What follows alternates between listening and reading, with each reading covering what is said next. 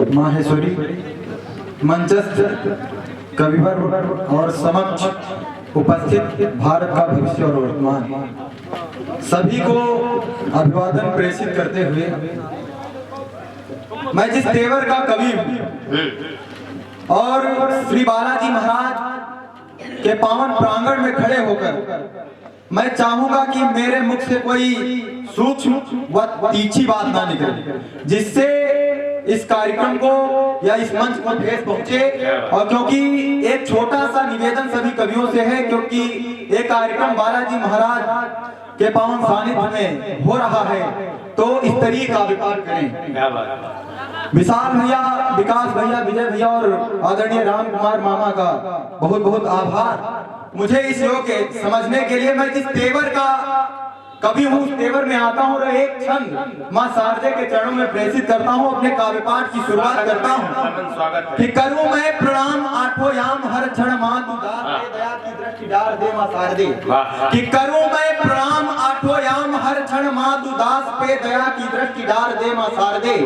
अतीक्ष्ण ना हो शूल सन शब्द मेरे माँ तू कभी, पीड़ा भारती की निवार दे माँ शारदे।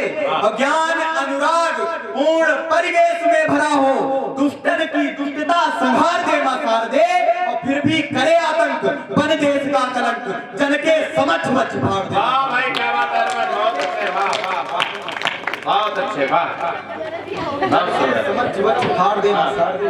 आराम से, आराम से। और एक आज के एक बार तालियां बजा दो भाई, वाह। और आज के 20 वर्ष पहले जब हम ऐसे कार्यक्रम करते थे तो हमसे कैसे सवाल पूछे जाते थे, हमारे राम के प्रमाण मांगे जाते थे। मैं 4 पंक्तियां पढ़ता हूं और मुझे आप लोगों की तालियां बता देगी कि मुझे कितना देर माइक पर खड़ा रहना है या 4 बैठ जाना है। मैं 4 पंक्तियां पढ़ता हूं कि कड़कड़ छड़ पूछ रहा था मात का चंदन कहाँ गया। कि कड़कड़ छड़ पूछ रहा था मात का चंदन कहाँ गया। पुष्प आरती पूजा थाली नेह का बंधन कहाँ गया। और पूछ रहे थे सूक्ष्म सरोवर सागर मंथन कहाँ गया। और कुछ नाली के कीड़े पूछे दस्तन नंदन। अरे क्या बात है रमन, वाह वाह वाह वाह, कुछ नाली बहुत अच्छे, वाह। और हमसे ये सवाल क्यों पूछे गए, हमारे राम के प्रमाण क्यों मांगे गए, क्योंकि हमने अतिथि देवों की परंपरा का निर्वहन किया।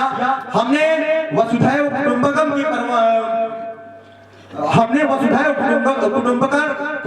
की परंपरा का निर्वहन किया।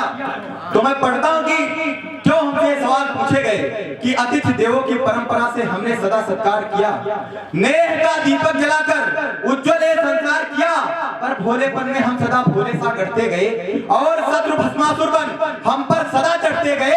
हमने सदा है मात खाई अपने अभागे कर्म पर।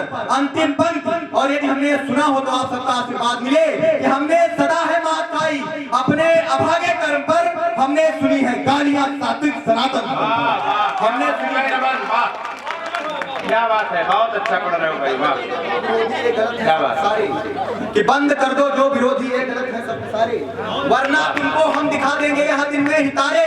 और फिर अगर बोले विरोधी शब्द कर संसार में तो तुम्हारी जीभ काटेंगे भरे दरबार में, तो तुम्हारी जीभ काटेंगे भरे दरबार में। और धर्म की खातिर सदा करेंगे हम अपने राम के लिए, सनातन धर्म के लिए, कि धर्म की खातिर सदा इतिहास को बदलेंगे हम। 1-2 दिन छोड़ दो, हर मास को बदलेंगे हम। और फिर भी अगर अधर्म की खातिर धृतराष्ट्र आन धरेंगे तो चक्रधारी ना सही पर अभिमन्यु संधान है।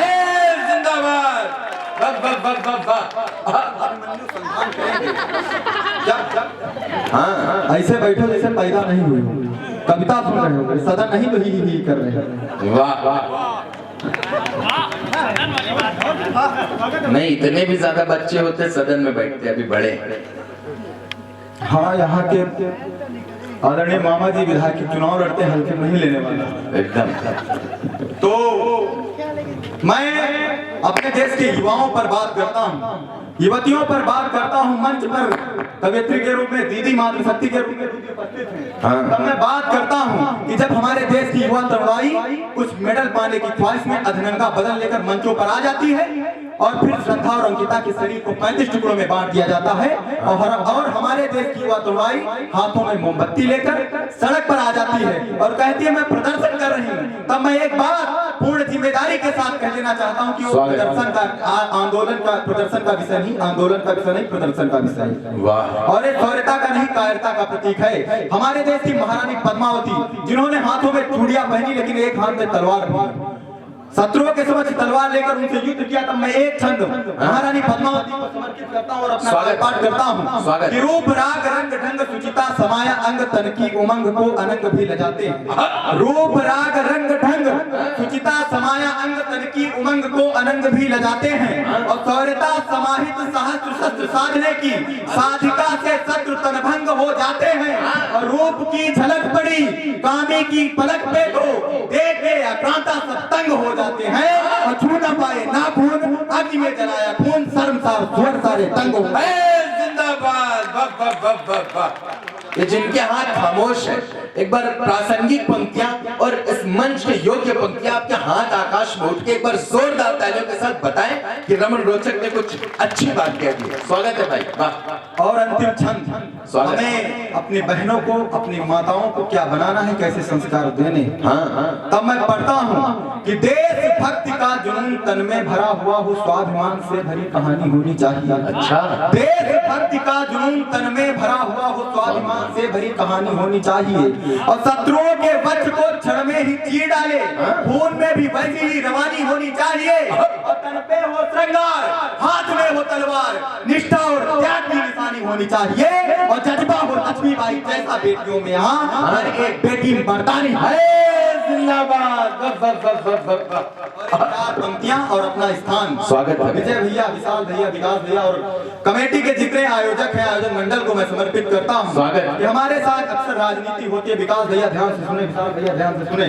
जब हमारे साथ राजनीति होती है तब आपके पास कोई भी किसी भी प्रकार की राजनीति हो, किसी भी प्रकार की चिंता हो, ये 4 पंक्तियां मूल मंत्र है अपने राम पर छोड़ना कि कौरव लाख भले हो लेकिन निडर हमेशा पांडव होंगे। क्या बात। कौरव लाख भले हो लेकिन निडर हमेशा पांडव होंगे।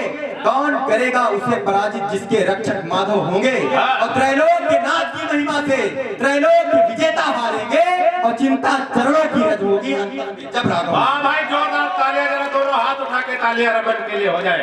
ये तालियां कमजोर है अपने बेटे के लिए, जरा पीछे वाले भी जरा हाथ उठा के, दोनों हाथ उठा के जरा अपने